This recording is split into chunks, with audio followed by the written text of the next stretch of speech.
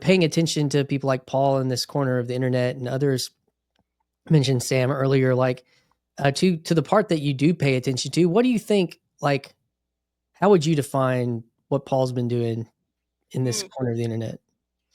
Yeah, so I think Paul's great strength is he has a very pastoral heart. He really cares about the little people, and he talks about estuaries, and he's done some interesting videos thinking about stuff like Ark and how Ark is fun for what it is, but the way it's set up currently, it kind of has some limitations. It's a very high status sort of thing. It's kind of slanted towards, a bunch of well-heeled people get into a room and listen to some high status people on a stage giving lectures or having panel discussions or whatnot. And maybe there's like a cocktail mixer. I mean, I'm my app. I'm looking. Okay, Ark in the evening. Here's my regional. Here's my like. Ooh, okay.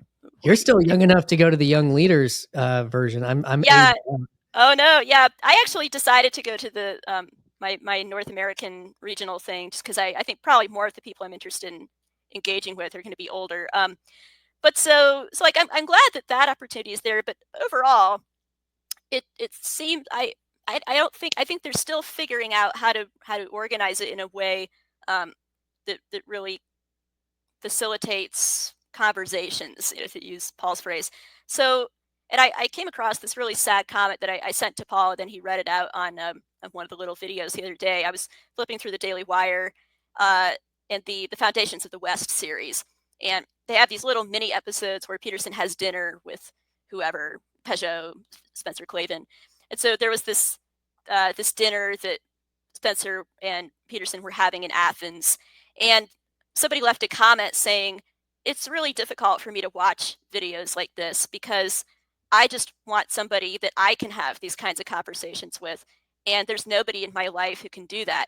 And I went, like, I even got a master's degree in philosophy, thinking maybe that would like make me cooler, basically make people want to have convos, but it's like the opposite. And so here I am, I'm just kind of sitting by myself watching Peterson and Clavin have those conversations. And it's kind of like I have my nose pressed against the window and they're having something, they're enjoying a feast that's not mine. So I think that Paul is creating spaces where people can find each other, people can have those kinds of interactions. And that's valuable because there's such a loneliness epidemic. There's so many misfits out there, so many people who don't feel understood, who don't have friends. We're such an atomized culture. Thick in-person community is just not a thing the way that it used to be. So many people just live their lives online. So I think, calling Paul the internet's pastor is a kind of an apt phrase. Wow. There's several things there. My first conversation that I tried to host and start this podcast with was with a guy named Pete, who runs a channel called Strange Theology. And I'd seen him pop up on one of Paul's live streams on like a Friday. And that kind of played into me being like, oh, I think I'm going to do something in here. And he said, watching Joe Rogan, it's like, how many times did I feel like I wish I could be in that conversation? Mm-hmm. Yeah. And the friction now technically, and Paul is just doing this over and over again. Guy with 30,000 subs says, hey, come on in and play. And there's 150 people watching. And it's like, now you're actually in the conversation that people are watching. Yeah. And it's like you matter. You feel like you're a part of something, that you matter. And it's not that you feel that, it's actually that you do, and you are mattering in that way. Mm-hmm. And it's through this, it's interesting, the person, the comment you saw, the person's like sitting there watching this on their phone or at home. And it's like, I wish I could be a part of that conversation. And I think that is one of the striking, the piece that was salient for me was like, well, what, of course, if you take 7 years of content, it's like, and you never get to talk about it, that's a problem.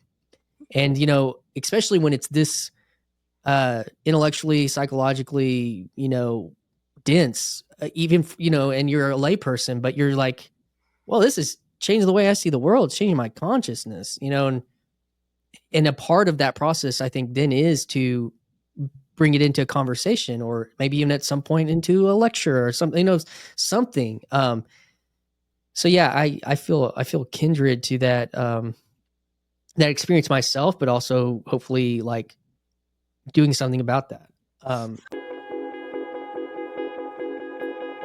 Hi, this is Christian Baxter, and you're listening to Yours Truly, a place we go to think out loud.